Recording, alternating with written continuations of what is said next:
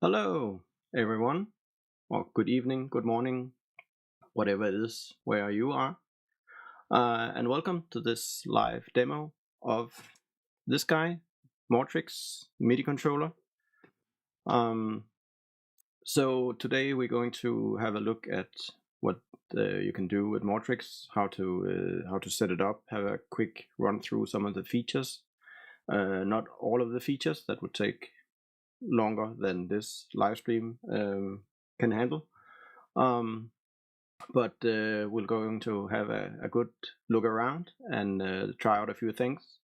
And please, if you have thoughts or ideas or have questions, please put them in the chat, and I'll make sure to answer as we go along. So I see there's already a question from Stephen. Will the replay be available for you viewing on YouTube later? Yes, it will. So if you can't stay around for all of it, don't worry, you can catch it later. But let's start with just having a look at the device here.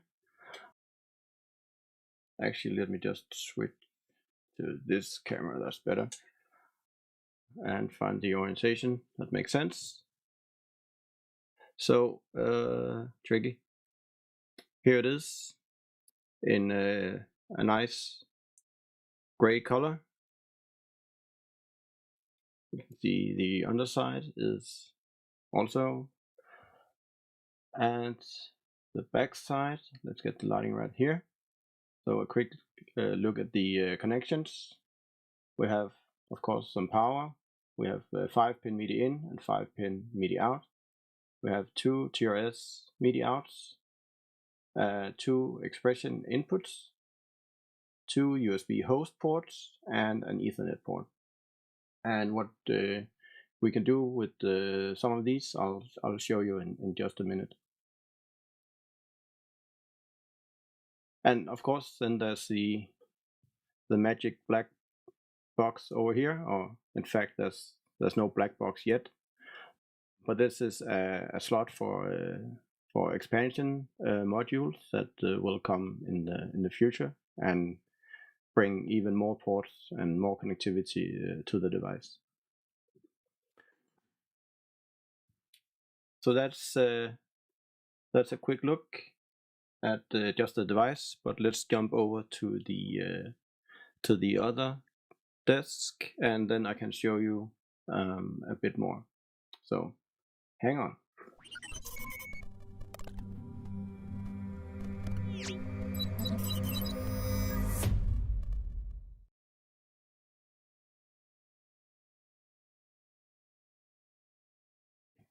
All right. So here we have a similar unit surrounded by a few pedals, and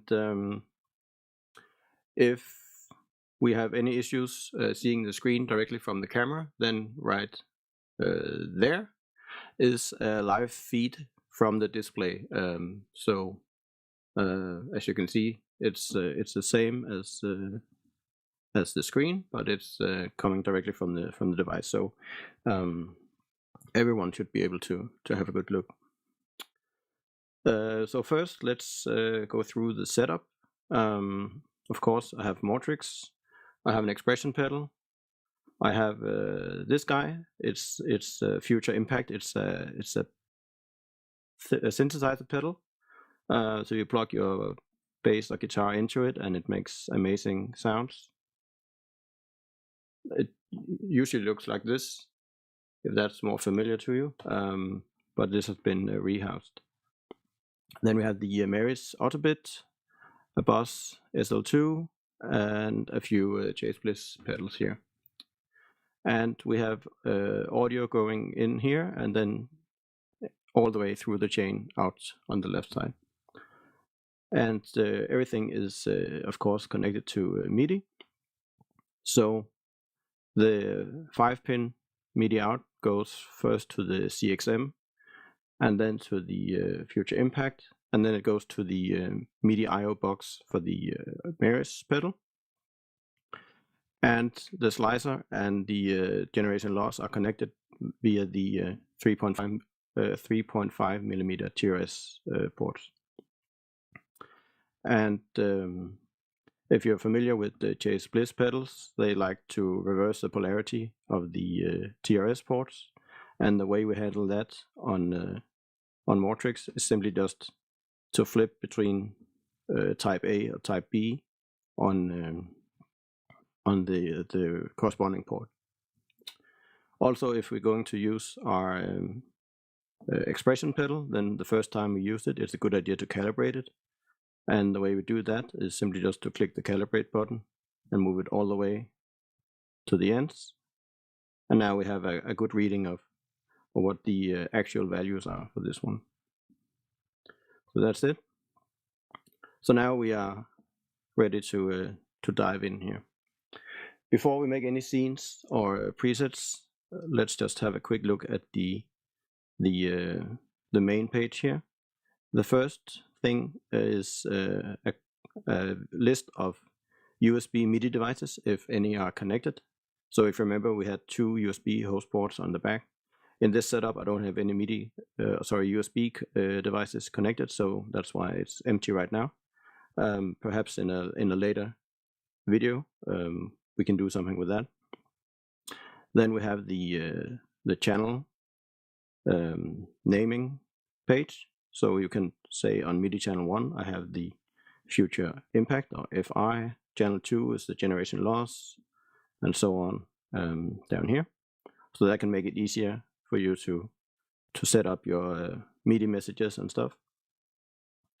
Then we have a list of templates. It's empty right now, but we can dive into that later on. And then we have some global settings here that we can have a deeper look at later on as well. So this is the main page where we have scenes, and everything on Mortrix is structured into scenes and presets, and in there we have messages. So to create a scene, we just tap the plus, we get a new scene, and we can add as many scenes as we like. And we can, of course, delete them again.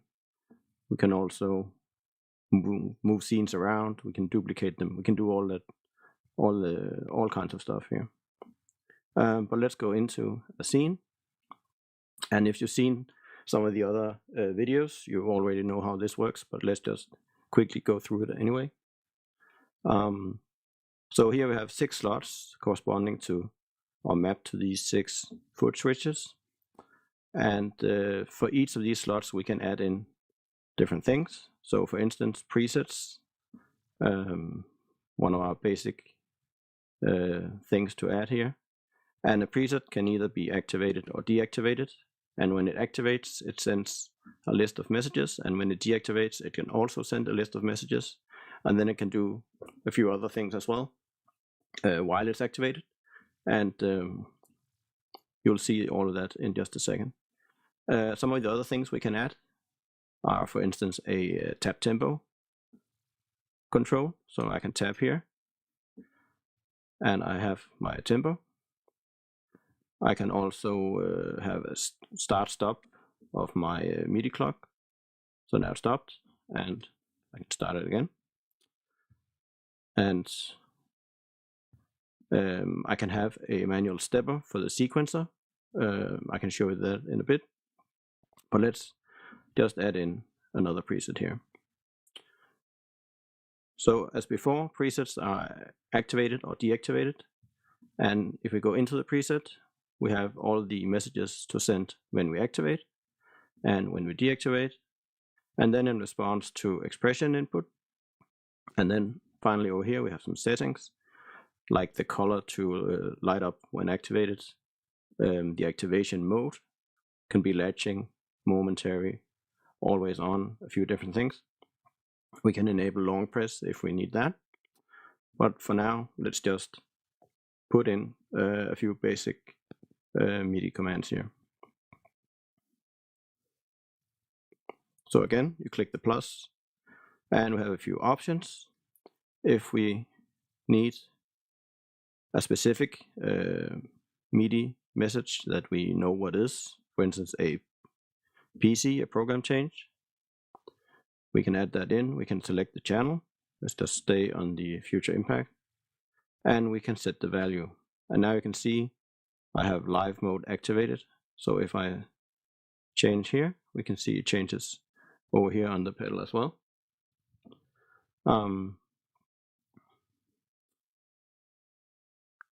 And I can do the same for all the regular types of MIDI messages.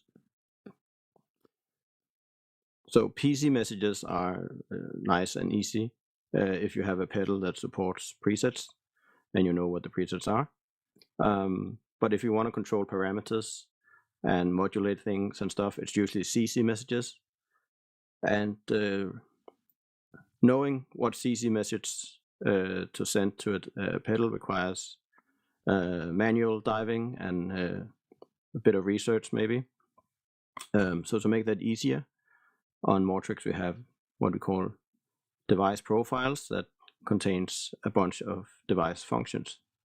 So for instance, if we stick to the future impact over here, we can open that up and see all the different controls or functions we have for that specific pedal. And in this case, this is a fairly advanced piece of machinery. So we have 4 VCOs that each contains a lot of controls. We have a mixer section, we have a filter section, all these things. But let's say we take the VCO1 and the pitch. Then not only do we know what CC command corresponds to the pitch setting on VCO1 on this specific pedal, we also know what the values mean. So in this case, the setting goes from minus 24 semitones, so down 2 octaves, to plus 48 semitones, or 4 octaves up.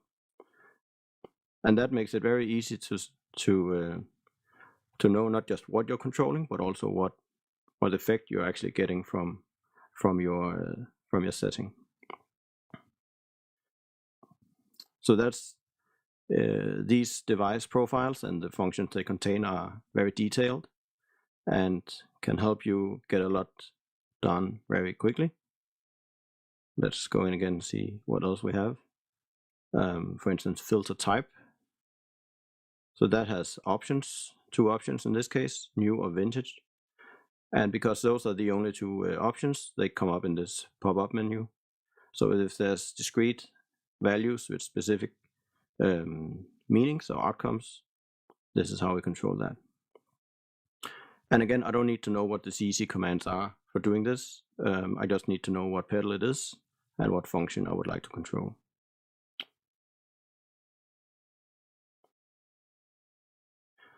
If we take the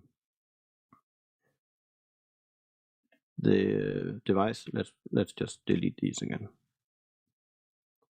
so we have a good overview.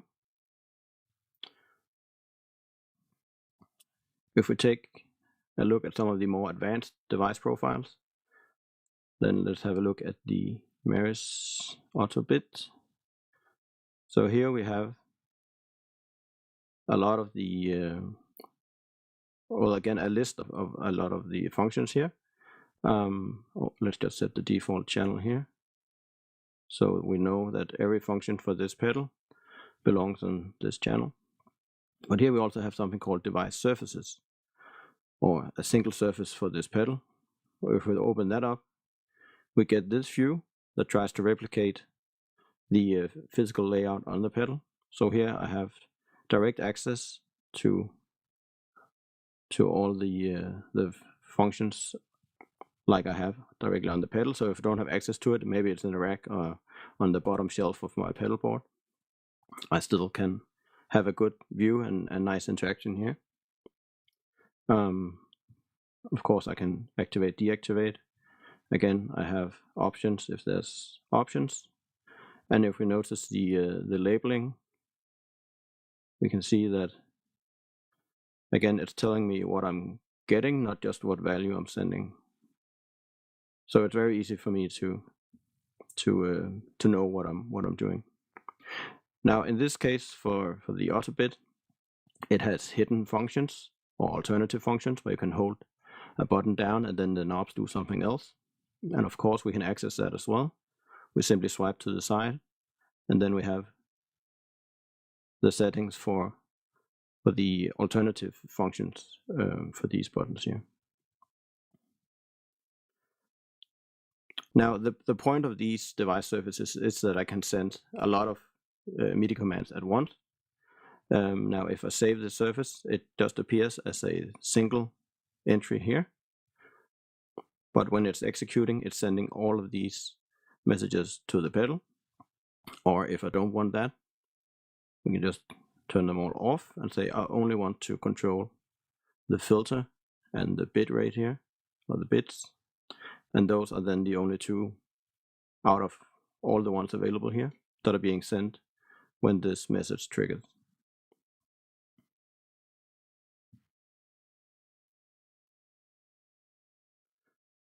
Okay, let's go out here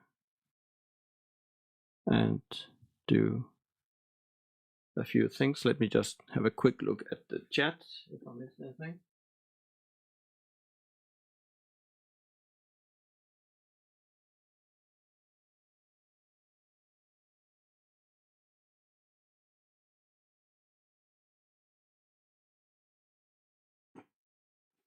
Right, how do I get the screen view? That's over Ethernet. I'm streaming the image across.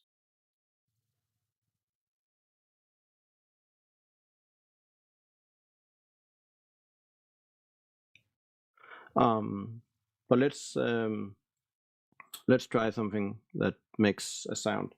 So I have a bass plugged into the Future Impact. Let's see if it says anything. Okay, we have some sound. So now let's make a preset that when we activate the preset, we want to turn the Future Impact on. So again, we find the profile for that, and on off is in default, and I'm in live mode, so I can change from from off to on. Now it's on. So if I make, right, I have some synths going on. Let's just find it again here. Change the program to number 1. That's fine. That's a good one. And when we deactivate the preset, we want to turn the pedal off. So I can make a shortcut. I can long press, I can copy. I go into deactivate and I paste it and I change it from on to off. Still in live mode, so now it turned off. I go out, so now we have a preset, turns on, goes to patch 1 and turns off again. Right, so let's try that. Turn on, patch 1.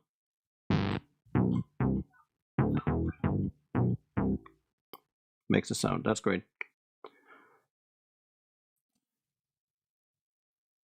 Now let's add in down here a new preset for this switch, and on this preset again I'm going to find the Future Impact and I'm going to control the sustain, because it has a function where it sustains as long as you want, because it's a synthesizer essentially, so you can control that on and off. And let's move the mode over to a momentary, so it controls, or it holds the note as long as I hold the switch down, and it should go to on, and again we copy, go to deactivate, and we make it off. So let's try that. We activate, I play a note, I click here, and it keeps going and going and going and going, and it stops. So that's 2 different activation modes for controlling sounds over here. Now let's do something a bit more advanced. So first we exit the scene, and because I have this set up in reduced UI mode, we have to switch to full, and that's simply to make things a bit maybe easier to navigate if you're not using all the features available. So let's go into this momentary preset again. And now we see we have a few more options up here. We have a while active tab, and we have a sequencer over here. So if we start with the while active, in here we can add envelopes or LFOs, which run as long as the preset is active. So let's start with an LFO, and again we can open that up. We can set the rate. Let's do it to BPM. Let's say just the whole cycle here, and we can select the waveform we would like. Let's try a triangle, and of course you can adjust the duty cycle and the phase to your liking. And then inside of this LFO, again we add either the MIDI command we want to send, or in this case we go into the device library and find the impact again. And in this case, let's control the filter here, and then we can select the range. And I'm not exactly sure how this is going to sound, but let's try it out. So we go back. We have the clock running already, so we know what time is. Now it's not making any sound because I haven't turned it off, but we can see how it's moving. So turn it on. So now this preset is sustaining the note as long as I'm holding, but it's also running the LFO. So it's animating the filter. Right, let's just try another waveform. Yeah, let's try the sample and hold. And again, I'm just keeping the range where it is. Go back out, play a note.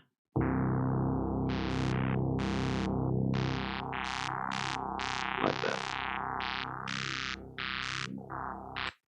Right. Oh yeah, another thing, now they are all called new preset. They are fairly new, but maybe it makes sense to give them a name. Again, long press, rename, and we can call them whatever we like. LFO plus no space. Sustain. Right, like that. All right. So that's a bit of fun with the future impact. Now let's have a look at the auto bit here. I'm making a new preset. I'm going to name that right away. Just calling it auto.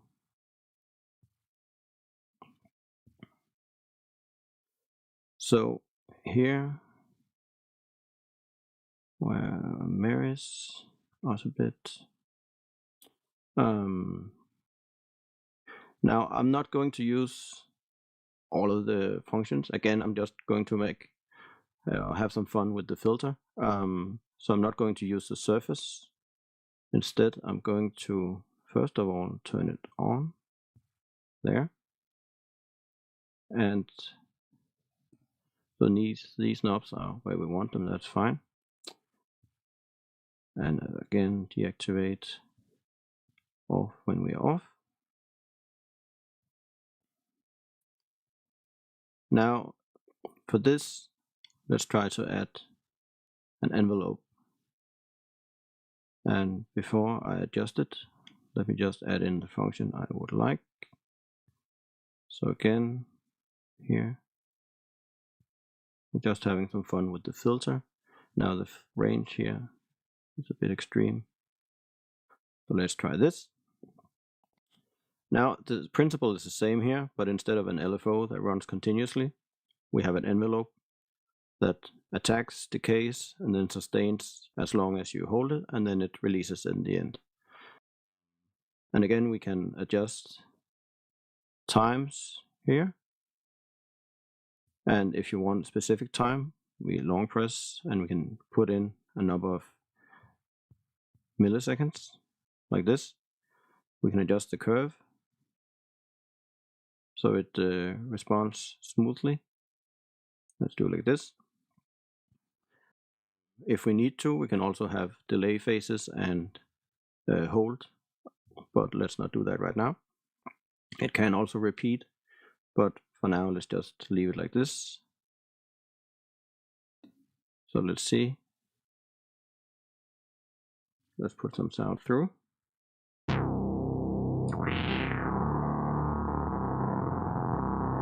So that's a sense making funny noises.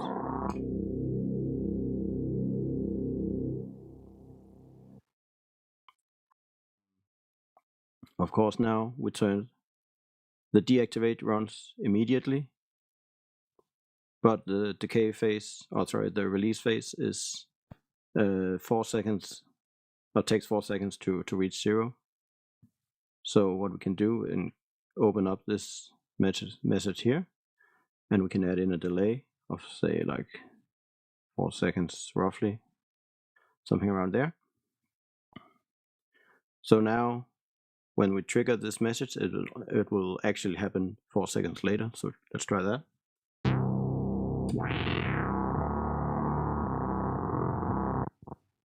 Sorry, I need to keep playing here. Filter closes and pedal turns off. So the delay function is useful for things like that. It can also be useful if you have pedals that are not too responsive or can handle a lot of messages right after each other. Then sometimes you can help some issues by delaying some of the messages if that makes sense for your situation. All right. Now let's do something different with this preset up here. So instead of me playing random notes on the bass, let's go in here.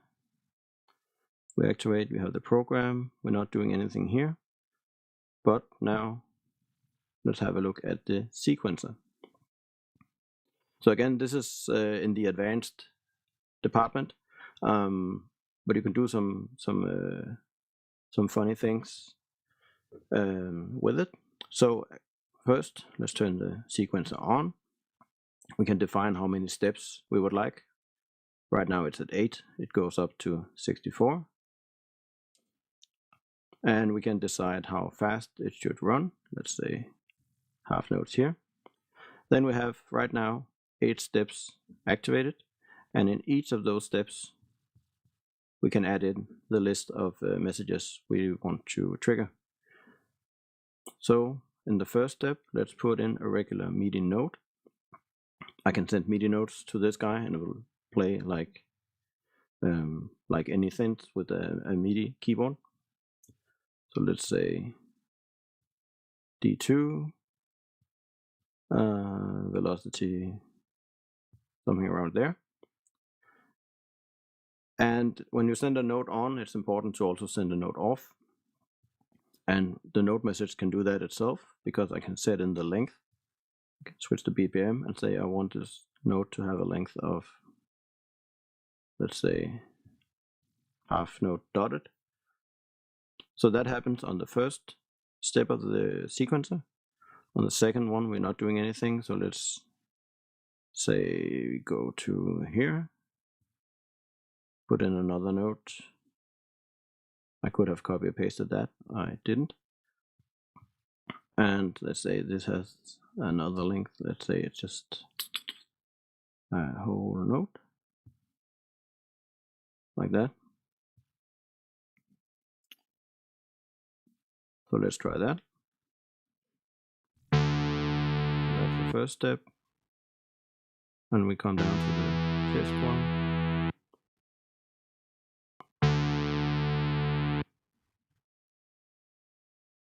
It's not the most groovy synth part you ever heard, but it kind of proves the point. Let's put some more notes in. This is a bit not quite enough. Copy. Let's go here, paste it, move this up here. So now we have a bit more. Right. Then we can have the other bit. It's doing weird things here. Oh, maybe not the sound we're going for. So let's go in here and put in the slicer.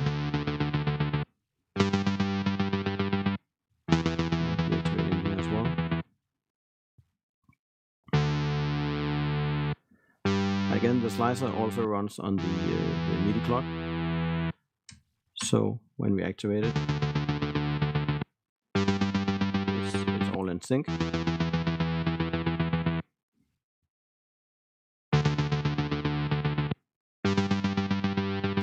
And then just for good measure, let's put in CXM down here, because flying faders is always fun. Activate. And let's put in an LFO, also to the BPM, like this. And let's control, say just a mix.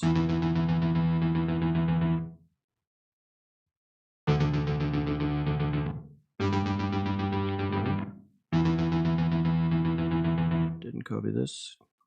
Copy, paste.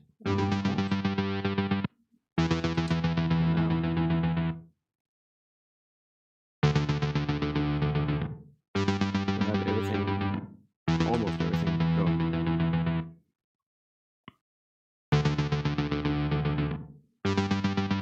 Alright. So let me just have a quick look at the chat. Let's fire this guy.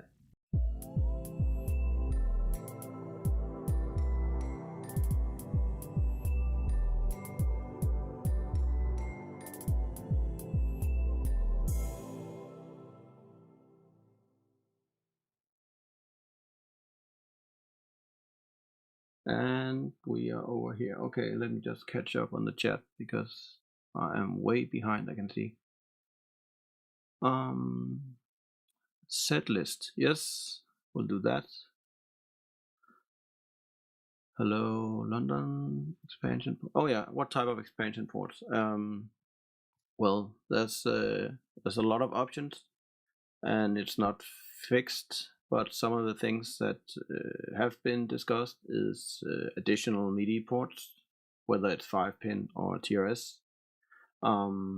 Analog CV if you are running with some modular synths, or it could also be like a breakout box that fits your Eurorack, and then we can control CV in out there.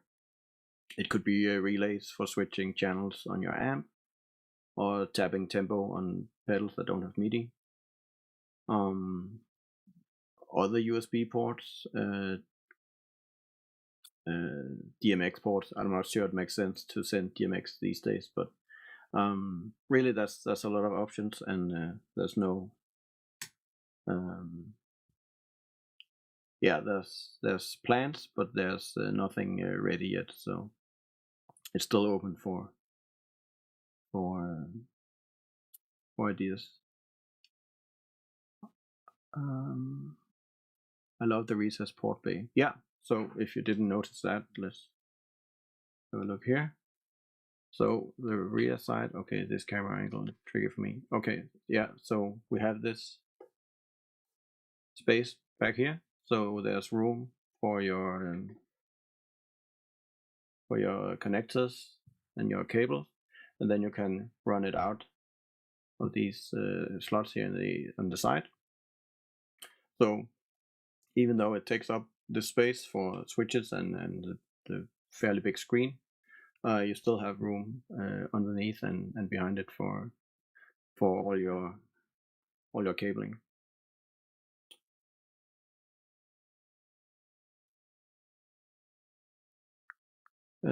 Set list that's coming up. Screen capture. Will it be a user editor for making the brand devices screens? That's the one for it. Yes, that's the plan. It's not done yet. It takes a bit of work, especially because the device profiles are fairly detailed, with all the mapping from MIDI values to human readable, making sense numbers. So there's a bit more work going into those, but it's definitely planned that it should be available to everyone to make new profiles. Nice to put in virtual.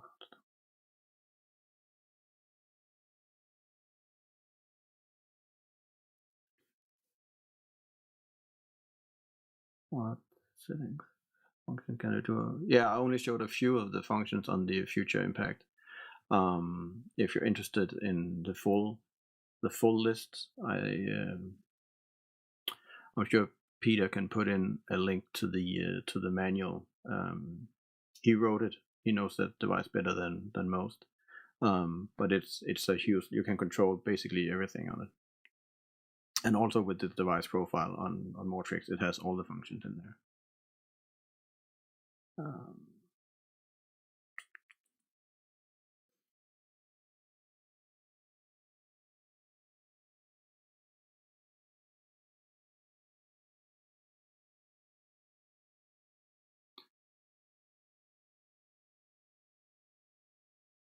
Oh yeah, is it possible to configure the expression pedal to activate an effect when it starts moving?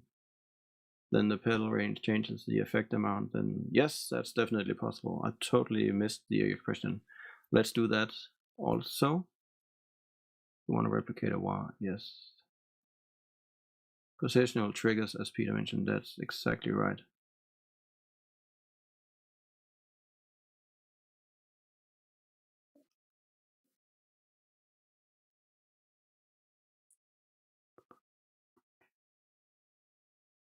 Will it support wireless BLE MIDI? Yes, it will. I can't demo it right now. It's not in the current software, but it's capable of it, and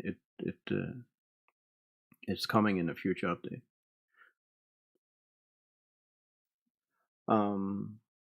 Yes. Okay. Let's go back, and I can show you the expression input and the setlist feature. Hang on.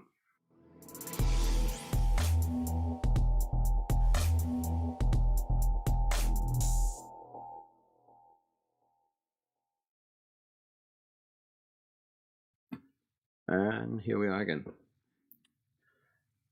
Okay, let's use this scene instead. So expression, again, it's plugged into the back. You calibrate it up here. And now let's make a preset. Oops, sorry. Let's make a preset where we use that. So in here, this is connected to expression input 1. So we go to expression 1. And as with all the other tabs and all the other lists, we click the plus to put in the function we would like to use. So let's try to let's do something with the gen laws here. So first, let's put in a positional trigger, because that's what was asked. Can we do something when we start moving the pedal and turn an effect on, modulate it while we go through the expression travel here, and then turn it off when you go back in? And we can. So we have positional triggers, and basically you select at what position of your expression travel from 0 to 100% you want something to happen. So let's say at 5%, moving upwards, like going to a higher number, we're going to control the generation loss, and we're going to turn it on. So it turns on when you go from below 5% to above 5%.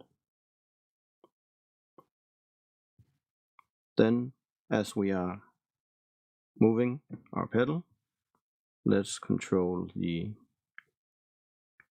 let's say the saturation, just for fun.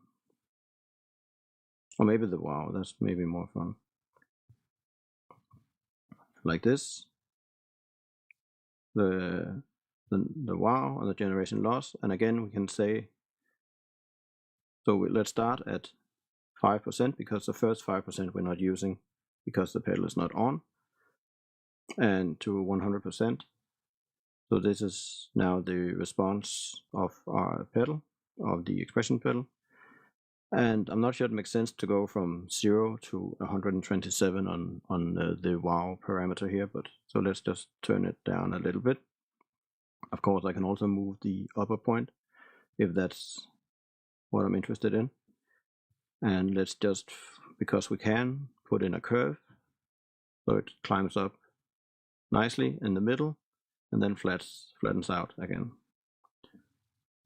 So that's happening as well. And then put in another positional trigger. Let's say when we go down below 4%, we take this. Oh, we can't copy that, sorry. So we go in here and say we want to turn it off. Bypass off. Like that. Right, so when we go above 5%, we turn the pedal on. Then as we're moving, we're controlling the wow parameter. And then when we go below 4%, we turn it off. So let's try that. First, we have to activate the preset. Let's see. We went up here. Pedal is now on. And we go back. And now it's off. And we can't hear anything. So let's just try to put random sounds through it. So that's just bass. So now we have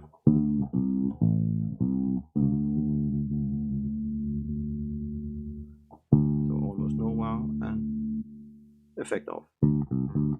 So that's how you would do that.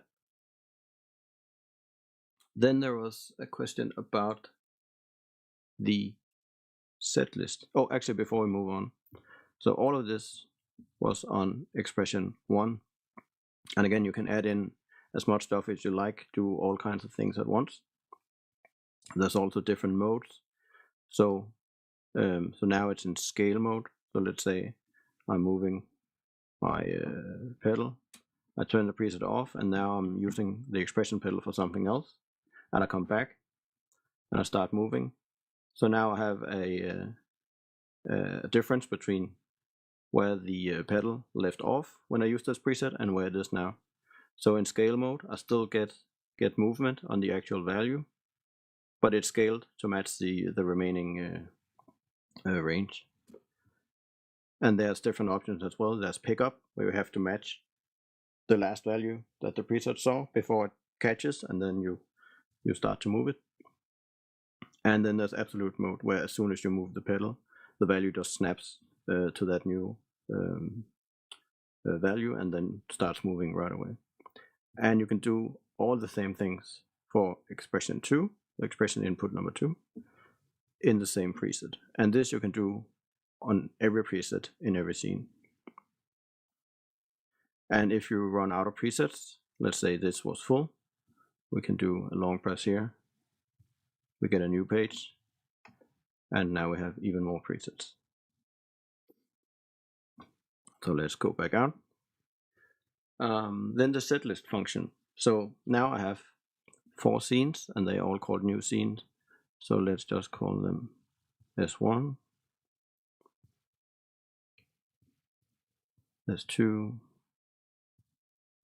and S3. Oh, 3, that'll do. And again here, if we have mini scenes, we have pages here as well. But when we are on the first page, or at the top of the list, we have this icon over here. We can click that. Now the screen turns to this pink color, and now we are in set list mode. So I can make a new set list, and again tap it to enter, and now I can configure my set list. So I have my scenes here, S1, 2, 3, and the one I didn't name. So I can drag those over here in the order I like. I can move them around. I can give it a name. Say maybe this is song number 2. Didn't show up. But anyways, we go back out. And now I'm in the first. I'm seeing the content of the first scene in my set list. Or rather the content of the first page in the first scene in my set list. If I switch, I'm now in my second scene, and I have the first page available, and I can move up to the third scene, which I didn't put anything in, so that's why it's blank here. Go back, go back, go back out, and then I can have another set list where I have my scenes in a different order.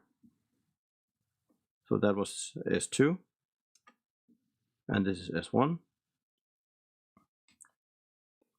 And of course I can name the set lists as well, and move back and forth here. So pretty much all navigation you can do with your feet, if it's about or if it's in like a performing situation where you need to select other things to trigger.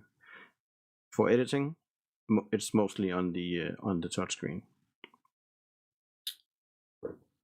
Okay, let's dive back to the other screen here.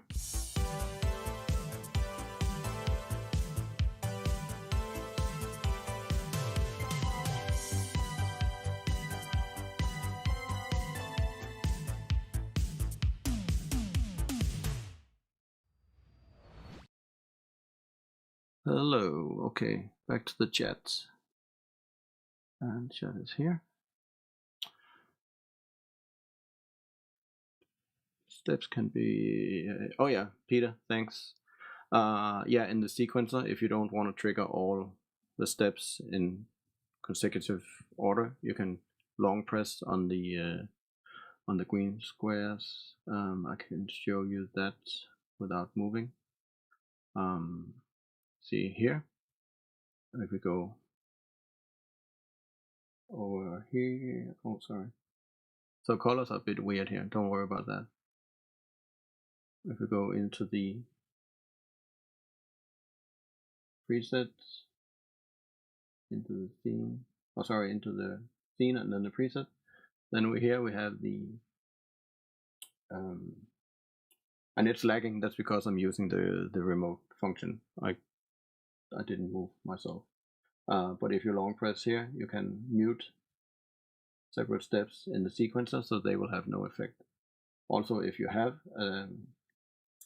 messages in the step, that's not only for the sequencer, that goes everywhere. You can turn it off here, and it will not fire whenever it asks you.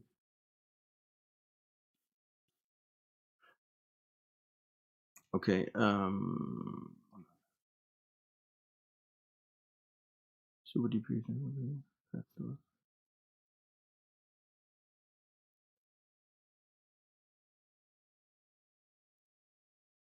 Online pad storage, yes. Yes, for sharing and for backup of all your stuff. Of course, I mean, there's networking built into the device, so it makes total sense to have that. But a favorite list of devices to speed up high-end gear. Yes, it's on the roadmap. It's not in yet, but absolutely. template function.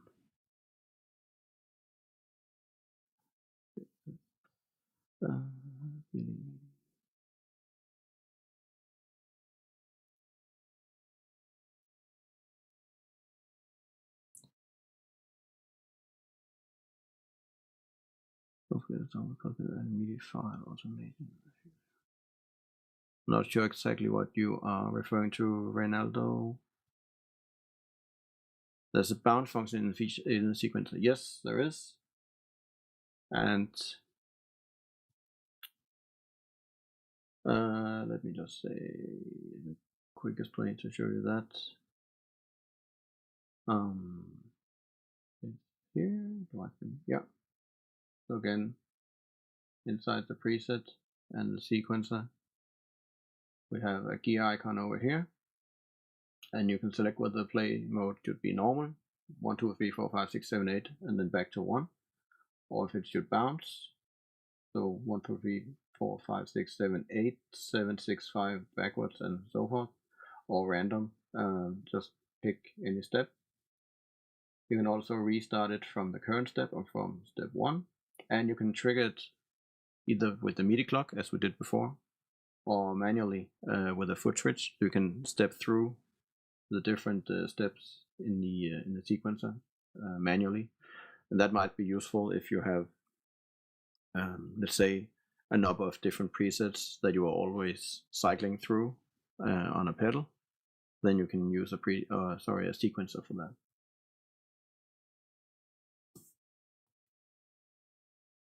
Okay.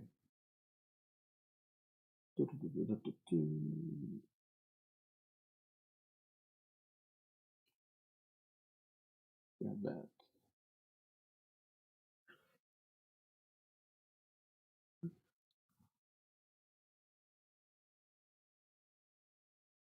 So and maybe I think the last thing for this stream I would like to show you is related to MIDI in. We haven't really done that yet, so let me just, let's see. Yeah, I'll move back over here and I'll show you.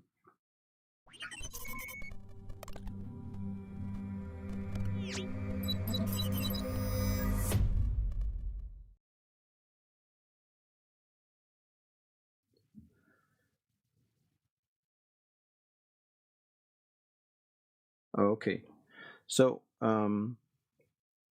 so we have the MIDI in connected, and in this case it's connected from the you can see it.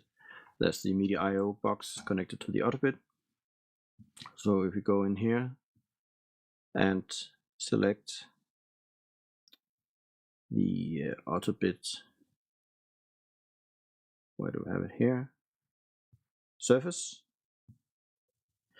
So now we have,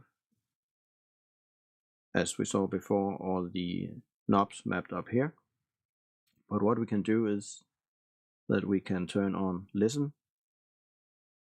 and if we go into the mapping, we can see we're listening on the same channel as the auto bit, and these are turned off. So let's just turn just these 6 on. So now when I'm turning knobs on the auto bit, it's actually sending out the CC values corresponding to the new setting on the knobs. We're picking that up here, and then we're adjusting the device surface here accordingly. So that means I can make my adjustments on the physical knobs on the pedal, and then when I'm happy with that, I click save, and now that's saved in this device service entry here.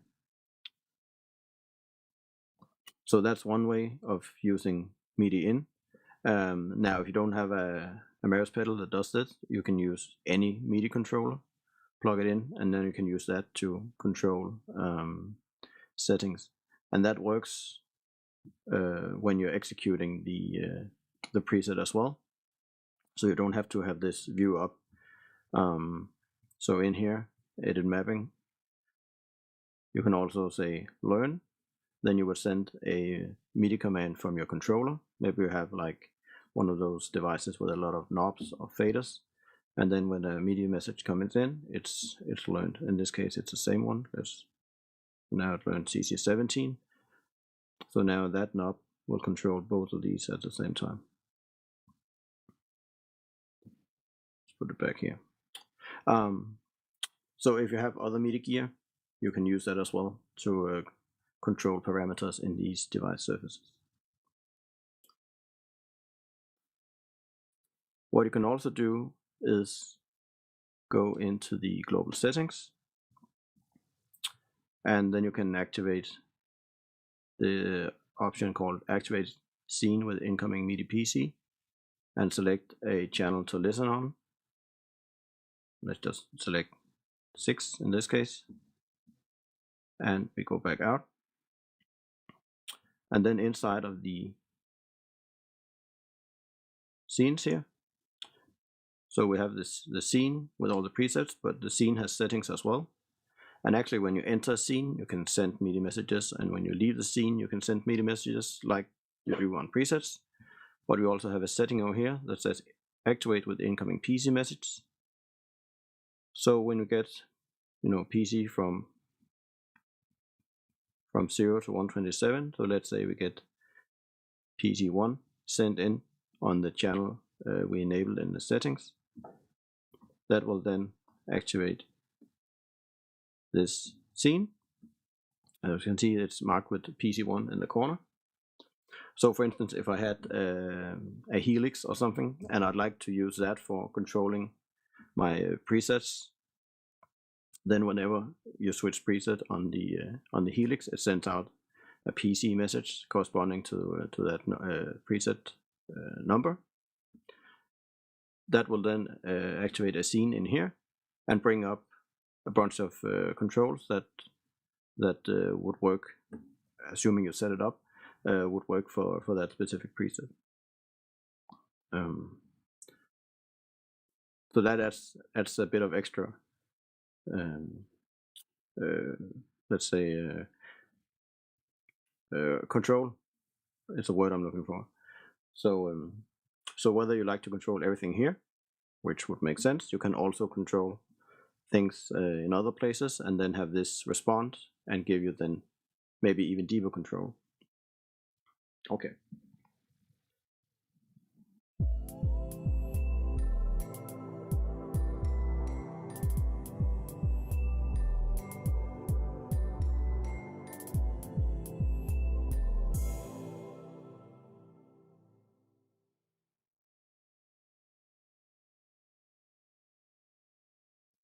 Let's catch up on the chat.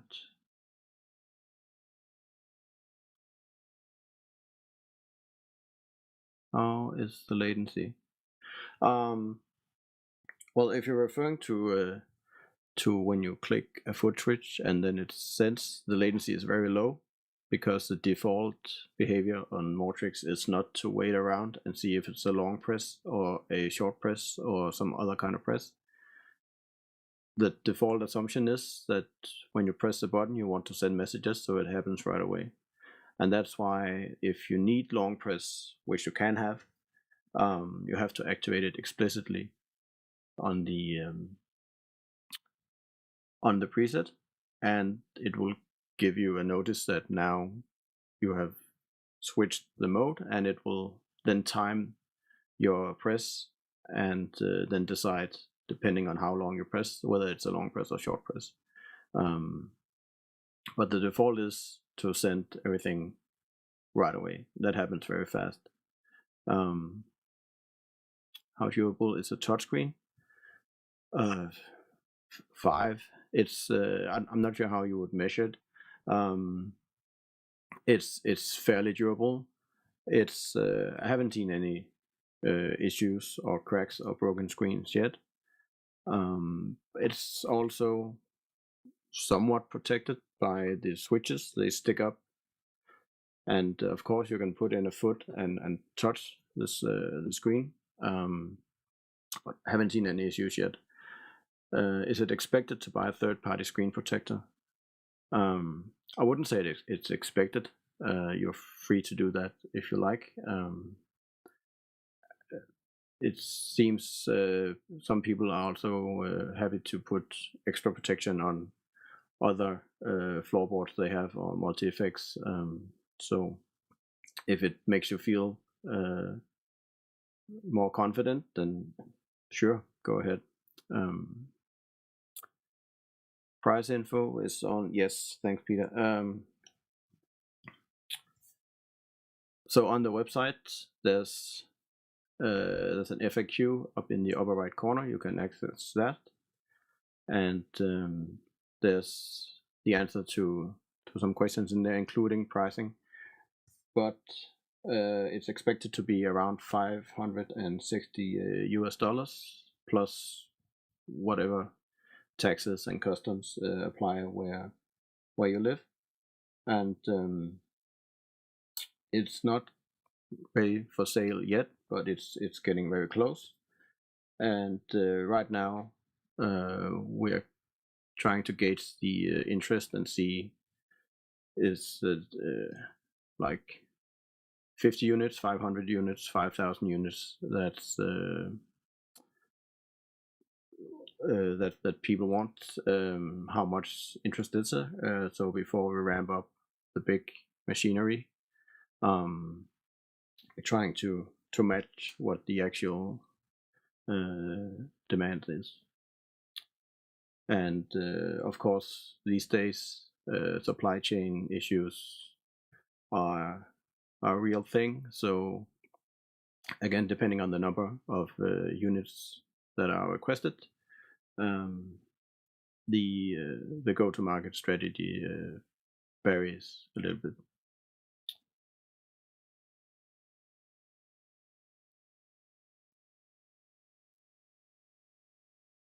Good question, Ronaldo. Does the new MIDI 2.0 protocol make any difference? Potentially, yes, if there were anyone implementing it. As far as I know, it's very few devices actually supporting MIDI 2.0, and most of them are, I believe, the ones that were used to demo the features in the first place. So I haven't seen anything outside of that doing it. But some of the possibilities in MIDI 2.0 would be a great benefit for controllers like this and for a lot of other controllers. It would potentially remove a lot of the, not guesswork, but a lot of the manual work that we have to do to make device profiles and stuff. But when it happens, I don't know. I'm not sure anyone knows. So I guess, is that the bottom? Yes, it's okay. Right. So if there's no further questions or anything, I think this is the end of this live demo. So thank you everyone for joining in. If you have any questions after the stream, send an email. Even better yet, go to the website, sign up for the newsletter. Let me just show you the website just for good measure. So here, this is the FAQ. Right. So here we have it. With a fancy little 3D viewer up at the top, so you can have a good look for yourself. There's some more information on some of the things I've shown you today. And there's a few opportunities to sign up for the newsletter where you will get first access to whatever news comes up. If you have any questions aside from that, just send a mail to morten@mortrix.io. And I need to click this button here. And I'll get back to you. Oh, there was a question about iPads. Oh yeah, thanks, Peter. There's a Discord server. Please jump in there, and we'll be ready to answer any questions.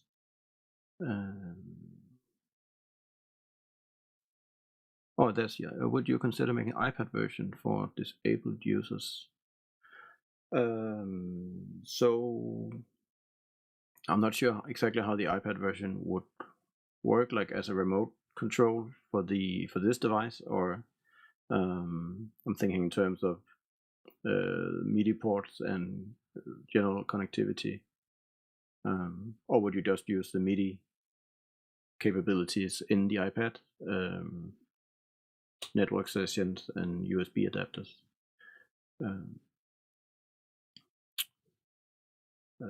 Would you consider? Well, there's no current plans for it, but we shouldn't rule out anything that makes sense, I guess. So I hope that was an answer. Perhaps you need a touchscreen instead of buttons. Oh yeah, yeah, that could be. As I said, no current plans, but we are always open for good suggestions. And with that, I think we should wrap up here. Again, send an email to morten@mortrix.io if you have any questions. And yeah, stay in touch, and we'll see each other soon, I hope. Have a good day.